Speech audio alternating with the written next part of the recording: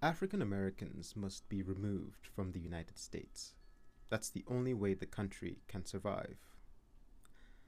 Let's talk about this for a second. This is Thomas Jefferson, and he was a person who once existed. Indeed, of all of the founding fathers, Thomas Jefferson was definitely one of them. Now, it is often said that Thomas Jefferson was a complicated man when it came to slavery, and the truth is, his thoughts on slavery and black folk in this country are very jarring and are kind of all over the place.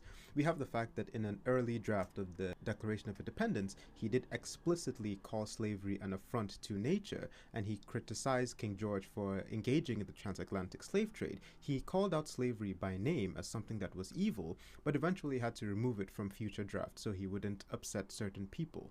And in different writings, in different letters to different people, Jefferson explicitly talks about how horrible slavery is and how the US should really do something about it. And yet, of course, as we all know, that did not stop Jefferson from owning slaves and from being kind of a dick to his slaves as well.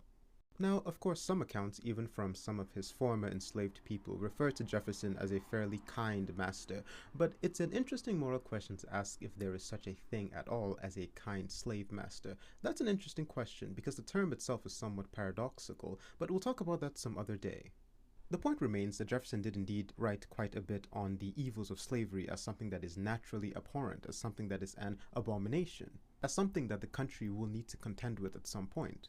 And yet he still engaged in a very idiotic version of scientific racism, talking about the natural inferiority of black folks in his day, although he does say that they have a natural tendency to create beautiful art, but he doesn't really equate that to full humanity. He just says that that's a cool thing that they can do. He still engages with this idea that black people are inherently inferior to white people.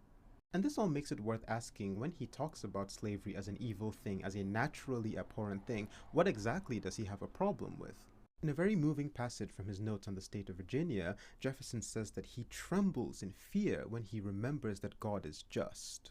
He trembles for his country knowing that justice cannot sleep forever, and one day when God chooses to enact justice on the United States, it's not going to be pretty. There's a little bit of debate on what's going on here, but it seems as though Jefferson is lamenting the fact that some of the slave owners in his day are doing something that he felt to be naturally abhorrent. They are not doing any work while their enslaved people do all the work in the field. He sees that as naturally problematic. He sees it as a type of injustice. And so the day that God shows up to right this wrong, to restore order and justice, it's going to be a calamity in the United States. If a revolution ever comes up, he had this pathological fear that the African Americans would very rightfully so rise up and start to destroy everything.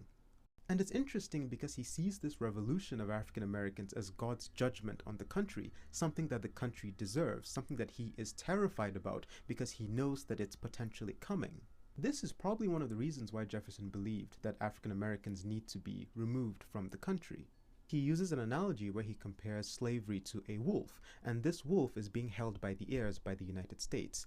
The US cannot simply just let this wolf go. It cannot just end slavery just like that because the wolf might attack it, but it cannot continue in good conscience to hold on to this wolf.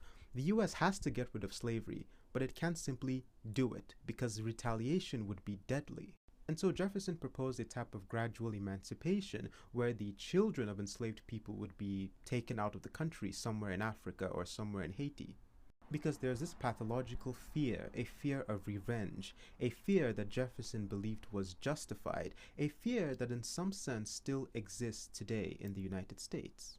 This is a fear at the heart of the United States that African Americans have been in tune to for the longest time. It is the idea that something immoral, something fundamentally evil happened on this land, and if revenge were to emerge in response to this evil, it would be catastrophic, and on some level deep down the United States understands that this revenge would be deserved.